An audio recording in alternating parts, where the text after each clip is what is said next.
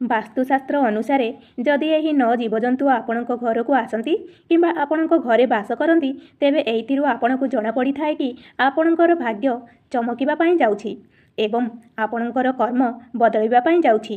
ଯେଉଁ ଘରେ କିମ୍ବା ଯେଉଁ ଘରର ଆଖପାଖରେ ଏହି ଜୀବଜନ୍ତୁ ବାସ କରିବାକୁ ଲାଗନ୍ତି, ସେହି ଘରକୁ ଖୁସି ଏବଂ ମୁଖ୍ୟ ସମୃଦ୍ଧି ଆସିବା ଆରମ୍ଭ କରିଦେଇଥାଏ।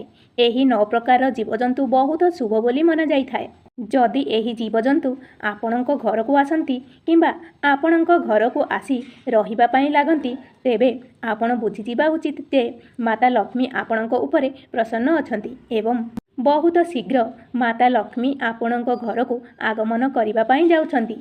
ଯେଉଁ ଘରେ ମାତା ଲକ୍ଷ୍ମୀଙ୍କ ଆଶୀର୍ବାଦ ରହିଥାଏ, ସେହି ଘରର ଆଖପାଖରେ ଏହି 9 କୀଟ ଅବଶ୍ୟ ଦେଖିବାକୁ ମିଳିଥାଏ। ଏହି ଜୀବଜନ୍ତୁ ଆପଣଙ୍କ ଘରକୁ ଆସିବା ବହୁତ ଶୁଭ ବୋଲି ମନାଯାଇଥାଏ।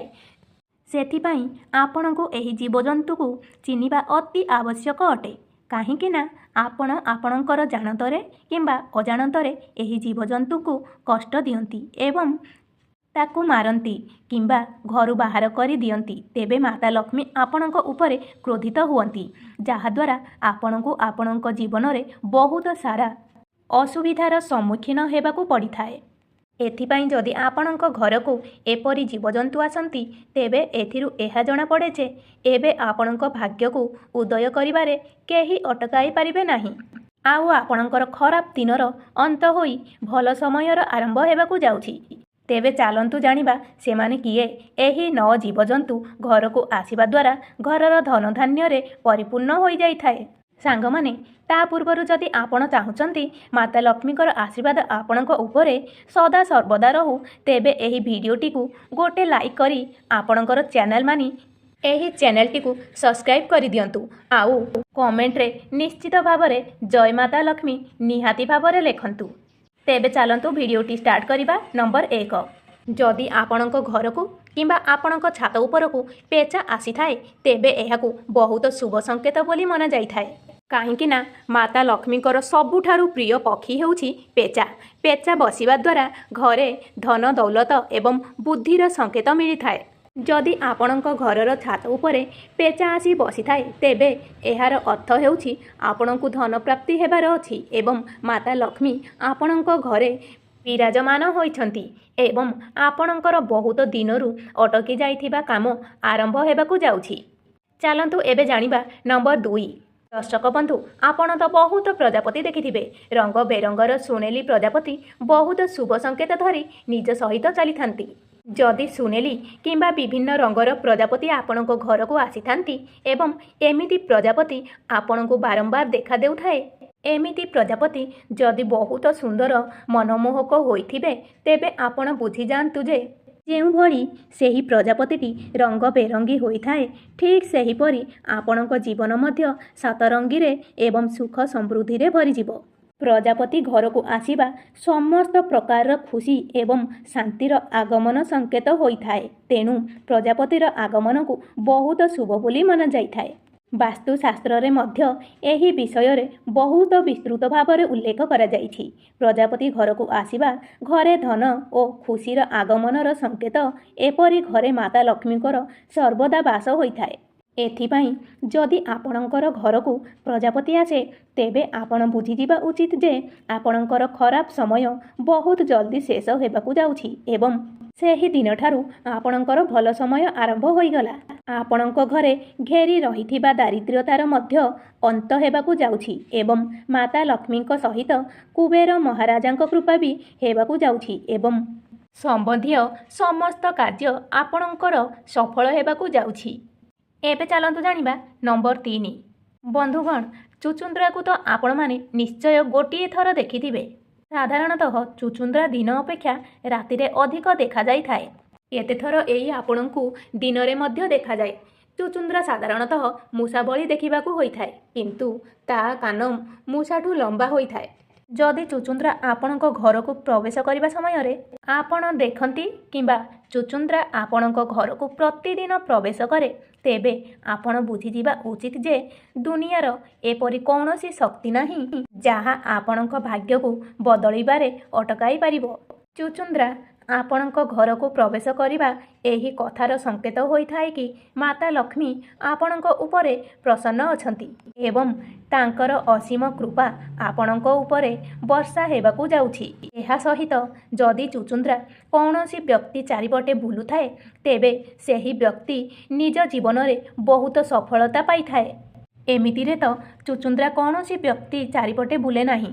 ଯଦି ଏପରି କରେ ତେବେ ସେହି ବ୍ୟକ୍ତି ଦିନ ଦ୍ୱିଗୁଣ ଓ ରାତି ଚଉଗୁଣ ସଫଳତା ହାସଲ କରେ। ଯଦି ଏପରି ହୁଏ ତେବେ ଆପଣ ବୁଝିଯାଆନ୍ତୁ ସେହି ବ୍ୟକ୍ତିର ସମସ୍ତ ଦୁଃଖ ଦୂର ହେବାକୁ ଯାଉଛି। ଆଉ କେତେ ଲୋକ ଏହା ମଧ୍ୟ ଭାବିଥାନ୍ତି ଚୁଚୁନ୍ଦ୍ରା ଘରେ ମଇଳା ଖେଳେଇଥାଏ। ଏହି କଥା ଏମିତିରେ ବି ସତ। ଏଥିଯୋଗୁଁ କେତେ ଲୋକ ଚୁଚୁନ୍ଦ୍ରାକୁ ମାରିଦିଅନ୍ତି। କିନ୍ତୁ ଆପଣ ଏପରି ଆଦୌ କରନ୍ତୁ ନାହିଁ। ଯଦି ଆପଣଙ୍କୁ ଚୁଚୁନ୍ଦ୍ରା ପସନ୍ଦ ନାହିଁ ତେବେ ଆପଣ କୌଣସି ଅନ୍ୟ ଉପାୟରେ ଚୁଚୁନ୍ଦ୍ରାକୁ ଘରୁ ବାହାର କରିପାରିବେ। ଚୁଚୁନ୍ଦ୍ରା ଘରକୁ ଆସିବା ଏବଂ ଘରେ ରହିବାକୁ ବହୁତ ଶୁଭ ମନାଯାଇଥାଏ। ଆମର ଶାସ୍ତ୍ରରେ ଚୁଚୁନ୍ଦ୍ରାକୁ ବହୁତ ଶୁଭକାରୀ ଜୀବ ବୋଲି ମନାଯାଇଛି। ଚୁଚୁନ୍ଦ୍ରାକୁ ସ୍ୱପ୍ନରେ ଦେଖିବା ବହୁତ ଶୁଭ ମନାଯାଇଥାଏ।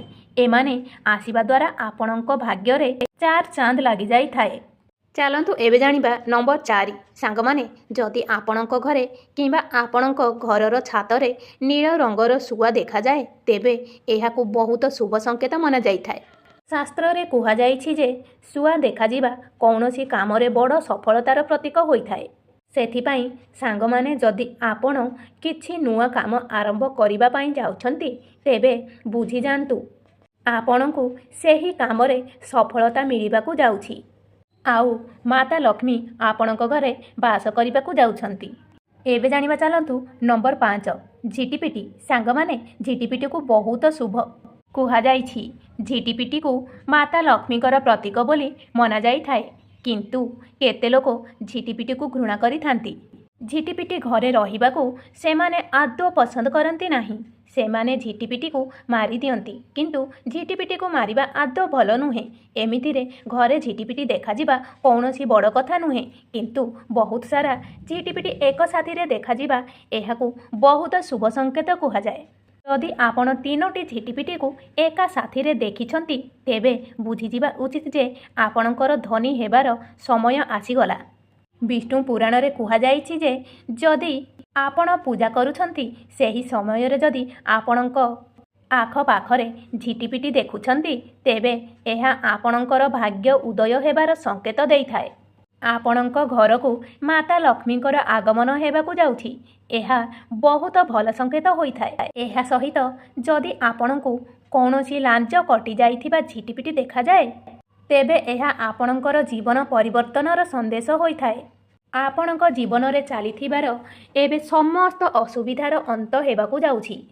କାହିଁକିନା ମାତା ଲକ୍ଷ୍ମୀଙ୍କର ଆଗମନ ବହୁତ ଶୀଘ୍ର ହେବାକୁ ଯାଉଛି ଏବଂ କୁବେର ମହାରାଜାଙ୍କ କୃପା ଆପଣଙ୍କୁ ପ୍ରାପ୍ତ ହେବାକୁ ଯାଉଛି। ଚାଲନ୍ତୁ ଏବେ ଜାଣିବା ନମ୍ବର 6। ଦର୍ଶକ ବନ୍ଧୁ, ପିମ୍ପୁଡ଼ି ବହୁତ ଶୁଭ ସଂକେତ ନେଇ ଆସିଥାଏ। ଶାସ୍ତ୍ର ଅନୁଯାୟୀ ଯଦି ପିମ୍ପୁଡ଼ି ପୂର୍ବ ଦିଗକୁ ମୁହଁରେ ଭୋଜନ ନେଇ ଯାଉଥିବ ତେବେ ଏହାକୁ ବହୁତ ଶୁଭ ସଂକେତ ମନାଯାଇଥାଏ। ଏହି ସଂକେତ ଆପଣଙ୍କୁ ଦର୍ଶାଇଥାଏ କି ଆପଣଙ୍କ ଭାଗ୍ୟ ବହୁତ ଶୀଘ୍ର ଚମକିବାକୁ ଯାଉଛି। ଆପଣଙ୍କର ସବୁ ଦୁଃଖର ଦିନ ଏବେ ଚାଲିଯିବ ଏବଂ ଆପଣଙ୍କ ଜୀବନରେ କେବଳ ଖୁସି ହିଁ ଖୁସି। ଏଥିରୁ ଆପଣଙ୍କୁ ଜଣାପଡ଼ିଥାଏ କି ଏବେ ଆପଣଙ୍କ ପରିବାରର ଉନ୍ନତି ହେବାକୁ ଯାଉଛି। ଯଦି ଆପଣଙ୍କ ପରିବାରରେ କୌଣସି ବାଦ ବିବାଦ ଚାଲିଛି ତେବେ ତାହା ମଧ୍ୟ ଶେଷ ହେବାକୁ ଯାଉଛି। ଆଉ ଯଦି ପିମ୍ପୁଡ଼ି ଦକ୍ଷିଣ ଦିଗ ଆଡ଼କୁ ଯାଉଥିବାର ଆପଣଙ୍କୁ ଦେଖାଯାଉଥାଏ କିମ୍ବା ପିମ୍ପୁଡ଼ି ମେଳ ଆପଣଙ୍କ ଘର ମୁଖ୍ୟ ଘରକୁ ପ୍ରବେଶ କରିବାର ଦେଖାଯାଉଥାଏ ତେବେ ଏହା ବହୁତ ଶୁଭ ସଂକେତ ହୋଇଥାଏ। ଏହାଦ୍ୱାରା ମାତା ଲକ୍ଷ୍ମୀ ସ୍ୱୟଂ ଆପଣଙ୍କ ଘରକୁ ପ୍ରବେଶ କରିବାକୁ ଯାଉଛନ୍ତି। ମାତା ଲକ୍ଷ୍ମୀ ଆପଣଙ୍କ ଘରକୁ ଧନର ବର୍ଷା ହେବାକୁ ଯାଉଛନ୍ତି। ସେଥିପାଇଁ ମନେ ରଖନ୍ତୁ ଆପଣ କିମ୍ବା ଆପଣଙ୍କର ପରିବାରର କୌଣସି ସଦସ୍ୟଙ୍କ ପାଦ ତଳେ ଯେପରି ପିମ୍ପୁଡ଼ି ନ ଆସନ୍ତି। ସେହି ପିମ୍ପୁଡ଼ିକୁ ଅଟାରେ ଚିନି ମିଶାଇ ଖାଇବାକୁ ଦିଅନ୍ତୁ, ଯାହାଦ୍ୱାରା ଆପଣଙ୍କୁ ପୁଣ୍ୟ ମିଳିବ। ଯଦି ପିମ୍ପୁଡ଼ି ଆପଣଙ୍କର ଘରର କୌଣସି କୋଣରେ ଘର କରିଛନ୍ତି ତେବେ ଆପଣମାନେ କେବେ ବି ସେଠାରେ ପାଣି ପକାଇବା ଉଚିତ ନୁହେଁ। ଏହା ବହୁତ ଅଶୁଭ ହୋଇଥାଏ। କାହିଁକିନା କଳା ପିମ୍ପୁଡ଼ି ସବୁବେଳେ ଶୁଭର ସଂକେତ ହୋଇଥାଏ। ଚାଲନ୍ତୁ ଜାଣିବା ନମ୍ବର 7। ମୂଷା ଆପଣଙ୍କ ଘରକୁ ଦୁଃଖ ଏବଂ ଦାରିଦ୍ର୍ୟତା ଆଣିଥାଏ। ସେଥିପାଇଁ ମୂଷାକୁ କେବେ ଘରେ ରଖନ୍ତୁ ନାହିଁ। ଯଦି ଆପଣଙ୍କ ଘରେ ମୂଷା ରୁହେ ତେବେ ଆପଣ ବୁଝିଯାଆନ୍ତୁ ଆପଣଙ୍କ ଘରେ ଦାରିଦ୍ର୍ୟତା ଏବଂ ନକାରାତ୍ମକ ଉର୍ଜାର ବାସ ହୋଇଗଲା। ତେଣୁ ଯଥାସମ୍ଭବ ମୂଷାକୁ ନ ମାରି ଜଲ୍ଦି ଘରୁ ବାହାର କରିବା ବ୍ୟବସ୍ଥା କରନ୍ତୁ, କାହିଁକିନା ମୂଷା ଗଣେଶଙ୍କର ବାହନ ଅଟେ। ଯଦି ଆପଣ ମୂଷାକୁ ମାରନ୍ତି ତେବେ ଆପଣଙ୍କୁ ପାପ ଲାଗିବ। ମୂଷା ଯେଉଁ ଘରେ ରହିଥାଏ ସେହି ଘରେ ଦୁଃଖ, ପୀଡ଼ା ଓ ଦାରିଦ୍ର୍ୟତା ଲାଗି ରହିଥାଏ। ଯେଉଁ ଘରେ ମୂଷା ଦେଖାଯାଇଥାଏ ସେହି ଘରେ ଧନ ସମ୍ବନ୍ଧିତ ସମସ୍ତ ସମସ୍ୟା ଦେଖାଯାଇଥାଏ ଏବଂ ବ୍ୟାପାର ସମ୍ବନ୍ଧୀୟ ସବୁ କାର୍ଯ୍ୟରେ ଅସୁବିଧା ଦେଖାଯାଇଥାଏ। ସେଥିପାଇଁ ମୂଷାକୁ ଜଲ୍ଦି ଘରୁ ବାହାର କରିନିଅନ୍ତୁ। ମୂଷାକୁ ଅଶୁଭ ବୋଲି ମନାଯାଇଛି।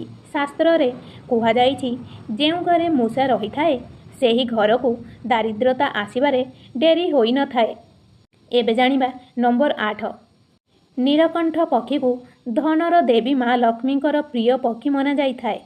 ଯଦି ନୀଳକଣ୍ଠ ପକ୍ଷୀ ଆପଣଙ୍କ ଘରର ଆଖପାଖ କିମ୍ବା ଘରେ ଆସି ରହିଥାଏ କିମ୍ବା ଘରେ ନିଜର ବାସ କରି ରହିଥାଏ ତେବେ ଏହାକୁ ବହୁତ ଶୁଭ ସଂକେତ ମନାଯାଇଥାଏ। ଯଦି ଆପଣ ନୀଳକଣ୍ଠ ପକ୍ଷୀ ଦେଖିଛନ୍ତି ତେବେ ଏହାର ଅର୍ଥ ହେଉଛି ଆପଣଙ୍କୁ ଆପଣଙ୍କର ବିଜନେସ୍ କିମ୍ବା ବ୍ୟାପାରରେ ସଫଳତା ମିଳିବା ପାଇଁ ଯାଉଛି ତଥା ଏହା ଆସିବା ଦ୍ୱାରା ନୂଆ ଘର କିମ୍ବା ନୂଆ ବାହନ ପ୍ରାପ୍ତି ହୋଇଥାଏ। ଚାଲନ୍ତୁ ଏବେ ଜାଣିବା ନମ୍ବର 9। ପାରା ଦେଖିବା ଅତ୍ୟନ୍ତ ଶୁଭ ସଂକେତ ହୋଇଥାଏ। ଯଦି ଆପଣଙ୍କର ଘରର ଛାତରେ ପାରା ତାର ବସା ବାନ୍ଧି ରହିଥାଏ ତେବେ ଏହା ଆଗାମୀ ଦିନରେ ଧନ ପ୍ରାପ୍ତିର ସଂକେତ ବୋଲି ମନାଯାଇଥାଏ।